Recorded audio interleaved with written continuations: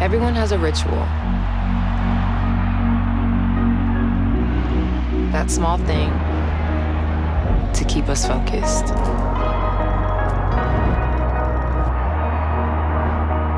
A habit we never skip.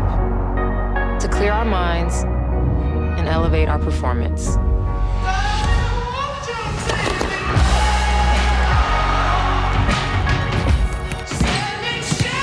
But what do you do to keep your head in the game? To drown out the self-doubt and support your mental health? Maybe you surround yourself with positivity.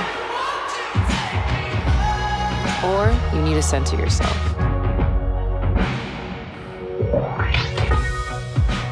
And they're not just habits.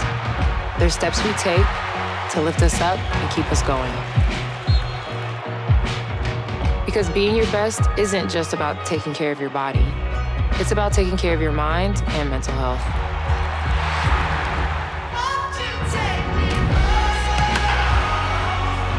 So find what works for you. It's important to have ways to handle stress, anxiety, or anything else that comes your way. Discover the resources you need to keep your mind focused and your mental health a priority.